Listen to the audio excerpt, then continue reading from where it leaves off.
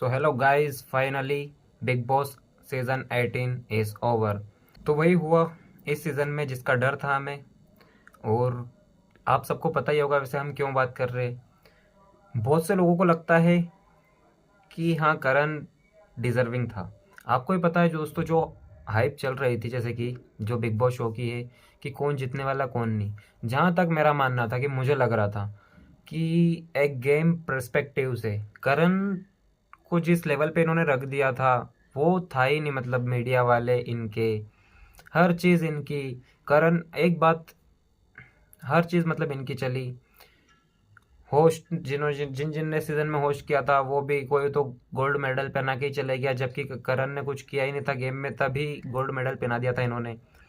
तो ये सारी चीज़ें देखकर तो जब एक चीज़ समझ में आ रही थी कि हाँ, लेकिन उसके बाद भी ऐसा लग रहा था जैसे कि विवियन को ही बनाएंगे ये विनर तो। और हालांकि विवियन जितना भी था विवियन को, क्योंकि यार कमेंट सेक्शंस में देख लो आप लोगों के, या तो रजत या फिर विवियन। रजत के बराबर तो कोई था ही नहीं, कोई भी नहीं था, दूर दूर तक नहीं था। लेकिन अगर वोटिंग के हिसाब से देखें तो जो रजत के बहुत बाद में आ रहे थे वो था विवियन।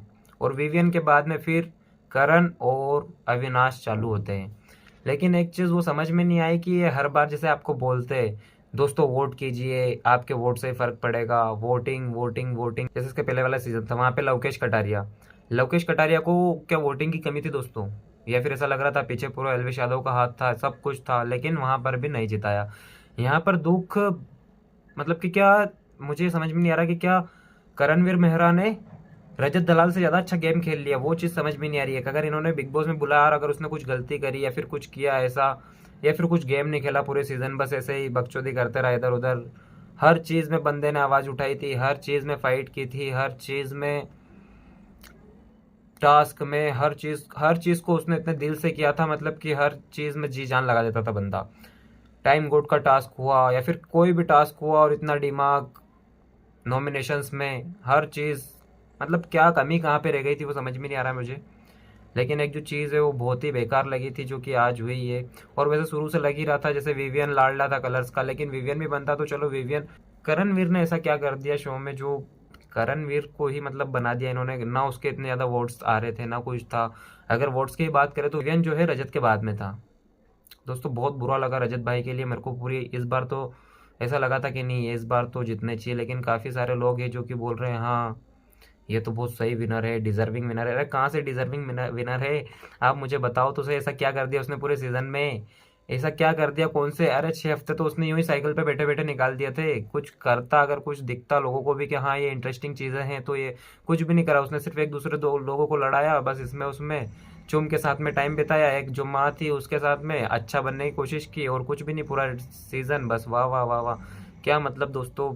रजत भाई के लिए दिल से बुरा लग रहा है। और रजत, मतलब रजत भाई तो पहले ही थे सबसे पहले, उसके बाद में अगर जिताना ही ना तो विवियन को जिता देते दोस्तों। करण कुछ हजम सा नहीं हुआ। अविनाश भी चलता, लेकिन करण नहीं। करण कहाँ से कहाँ तक मुझे नहीं लगता कि डिजर्विंग था, लेकिन पता नहीं अब क्या सेटिंग हुई इनकी। मीडिया वाले भी सारे, जैसे एलविश यादव ने बोला था कि ये मीडिया वाले उनका ही पक्ष ले रहे हैं बार बार, उनकी सारी अच्छी चीज़ें, जैसे उसने ही पूरा घर में सबसे अच्छे काम किए हो, कुछ किया ही नहीं हो, सबसे सही वही कहलाओ।